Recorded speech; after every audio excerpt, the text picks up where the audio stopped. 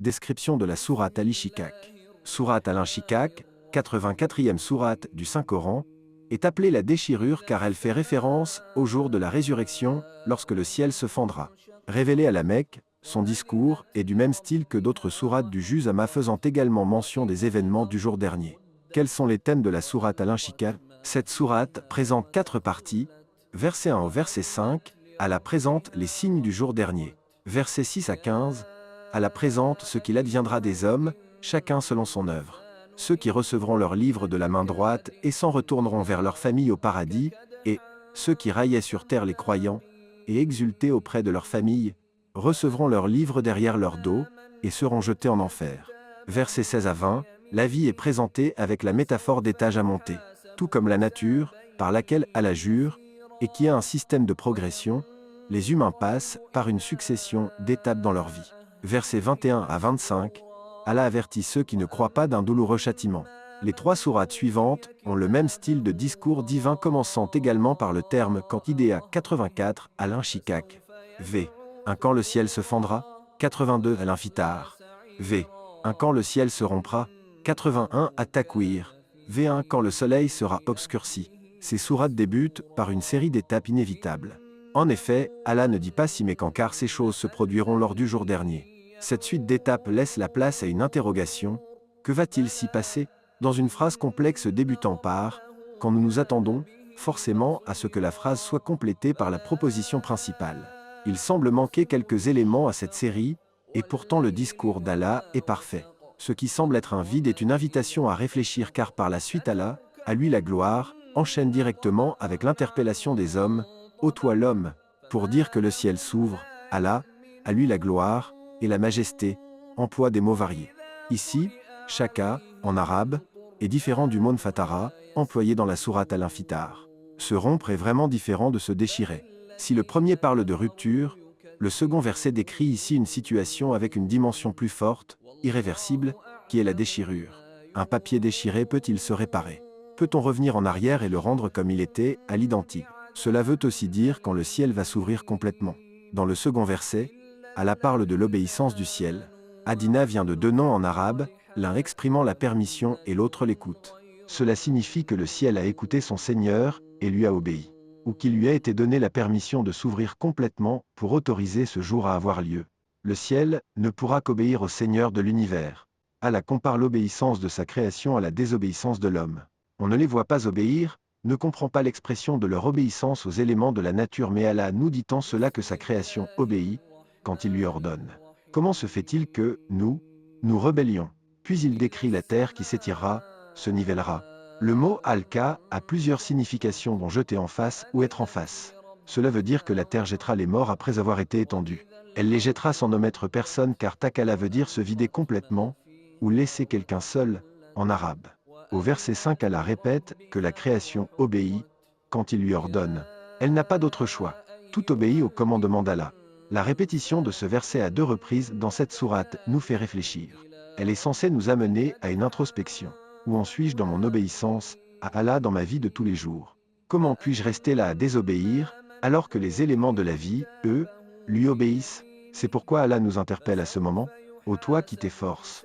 Cette vie est faite de difficultés, de successions, d'étapes à franchir, dans l'impatience. Nous sommes tout le temps dans l'attente de quelque chose, de quelque accomplissement, d'un besoin en plus. Pourtant nous serons ramenés à notre Seigneur. La conclusion de tout cela est qu'on le veuille ou non, qu'on soit musulman ou non, qu'on y œuvre ou non, nous aurons des difficultés dans la vie, et, qu'on le veuille ou non, nous rencontrerons notre Seigneur. Autant faire que ses efforts soient à son service. Le verset suivant pour les besoins de la traduction a été traduit au futur, alors qu'Allah emploie la forme passée de l'arabe classique, celui qui a reçu son livre dans sa main droite. En effet, rien n'est plus sûr que ce qui est déjà arrivé. C'est une formulation classique pour insister sur le fait que cela va arriver. Celui qui recevra donc son livre à sa droite aura un compte facilité. La droite a, chez les Arabes, une connotation solennelle. Elle a plusieurs significations comme l'acceptation, l'accord et l'honneur de recevoir quelque chose, comme lorsque dans un contrat de mariage le mari doit prendre la main droite du tuteur de la future mariée pour solennellement accepter de se marier, de prendre en charge la mariée des mains de son tuteur. Ce jour-là, le jour du jugement, régnera une nervosité à attendre que le jugement ait lieu. Cette nervosité, les compagnons du prophète Mohammed, paix et salut sur lui, la ressentaient. Omar ibn Khattab, qu'Allah l'agrée, a dit, si le crieur appelait pour ce jour, et que tout le monde irait au paradis sauf une personne, eh bien je suis sûr que cette personne serait moi. Omar ibn al-Khattab, une personne à qui le paradis a été accordé de la bouche du prophète, paix et salut sur lui, pensait comme cela. Comment pensons-nous? Comment évaluons-nous nos efforts? Avoir son kitab livre à sa droite ne veut pas dire que l'on ne se trompe pas, ne fait pas de péché, mais que le Seigneur outrepassera les fautes de ses serviteurs. Puis après ce compte facile, les gens retourneront vers leur famille heureux. Masrour vient de sœur qui veut dire secret, cela veut dire un bonheur intérieur, profond. Le véritable bonheur, c'est lorsque l'on voit sa famille prier et croire avec nous en Allah, pour espérer être ensemble au paradis. Alors que dans notre société tout ce que l'on fait pour notre famille est synonyme de preuve d'amour, Allah nous dit de faire attention, car ils sont une épreuve pour nous. S8 volt. 28. Suivre nos sentiments pour nos enfants peut nous amener à fermer les yeux sur les actes blâmables, délaisser notre religion par peur de froisser, etc. aussi. Tenir bon sur sa religion demande de l'amour et de la rigueur, et tout ce que l'on fait pour les appeler à notre digne religion est la véritable preuve d'amour qui nous conduira à se réunir au paradis, heureux les uns pour les autres. Cette ayah nous montre que seuls les membres de notre famille, tous ceux avec qui nous partageons des liens du sang pourront nous rejoindre au paradis. Ensuite elle a dit que ceux qui recevront leur livre derrière leur dos pleureront, demanderont à être détruits. Pourquoi derrière leur dos et pas la main gauche? Eh bien, car leur main, et donc la gauche, seront attachées derrière leur dos. Qu'Allah nous préserve de recevoir notre livre ainsi.